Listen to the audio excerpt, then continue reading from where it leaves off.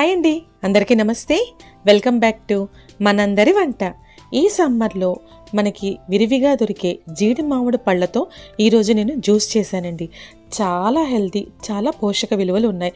చాలా సులభంగా చేసేసుకోవచ్చు. తీపి వగరు రుచితో భలే బాగుంటుంది. ఇలా జీడి మామిడి పళ్ళు తీసుకున్నానండి. చూసారా, చక్క బుజ్జి బుజ్జి బొమ్మల్లాగా భలే ఉన్నాయి కదా. ఈ పండుకి పక్కనే జీడిపప్పు ఉంటుంది కదా, ఈ జీడి గింజని ఇలా తీసేయాలండి. పళ్ళు బాగా ముగ్గినాయి అనమాట, అందుకనే ఇవి చాలా మెత్తగా ఉన్నాయి. సింపుల్గా ఇలా జీడి గింజలు తీసి పక్కన ఉంచుకోవాలి. వీటిని కాల్చి వీటి నుంచి జీడిపప్పును తీస్తారు. ఇప్పుడు మనం ఈ జీడి పళ్ళని చిన్న చిన్న ముక్కలుగా కట్ చేసుకోవాలండి.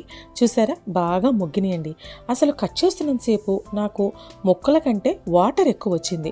మనకి వాటర్ మిలన్లో చూడండి వాటర్ ఉంటుంది, కీరదోసకాయ ఇటువంటి వాటిల్లో దానికంటే ఎక్కువగా ఈ జీడి మామిడి పళ్ళలో వాటర్ ఉంది. ఈ జీడి మామిడి పళ్ళు తీయగా కొంచెం వగరుగా ఉంటాయి.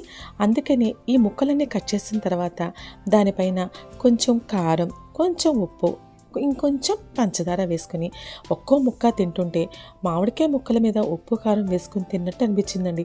భలే టేస్ట్గా ఉన్నాయి. అందులో పండు బాగా ముగ్గింది కదండి, ఇంకా సూపర్గా అనిపించింది అనమాట. ఇలా పిల్లలకి స్నాక్స్గా కూడా పెట్టచ్చండి. మనకి ఈ సమ్మర్లోనే ఈ జీడి మామిడి పళ్ళు దొరుకుతూ ఉంటాయి. మరి వాటిని ఎందుకు వదులుకోవాలి మనం? ఇప్పుడు నేను వీటితో జ్యూస్ చేశాను. ఆ ముక్కలతో పాటు వాటి నుండి వచ్చిన వాటర్ను కూడా నేను వేస్ట్ చేయకుండా మిక్సీ జార్లో వేసుకున్నానండి.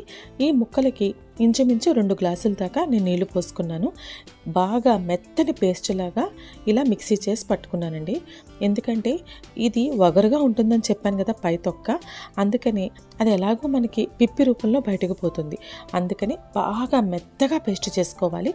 ఇప్పుడు ఒక బౌల్ తీసుకొని దానిలో ఒక స్ట్రైనర్ పెట్టుకొని ఈ పల్పునంతా మనం స్ట్రెయిన్ చేసుకోవాలి. ఈ జీడి మామిడి పళ్ళల్లో చాలా విటమిన్స్, పోషకాలు అనేకం ఉంటాయంటండి. మనకి ఎప్పుడూ లభించవు కాబట్టి ఏ సీజన్లో దొరికే ఫ్రూట్స్నైనా మనం చక్కగా తింటూ ఉంటే మనకి ఆటోమేటిక్గా న్యాచురల్గా రోగనిరోధక శక్తి మన బాడీకి అందుతుంది.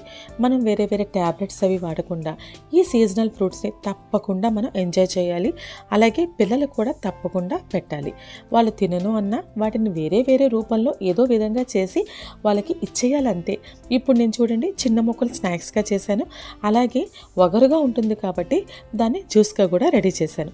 ఇప్పుడు చూసారా, ఇలా జ్యూస్ రెడీ చేసుకుని దీంట్లో 1/2 స్పూన్ కారం, అలాగే కొంచెం మిరియాల పొడి, కొంచెం నల్ల ఉప్పు, కొంచెం ఉప్పు వేసుకుని 2 స్పూన్ల పంచదార వేసుకుని బాగా కలుపుకోవాలి.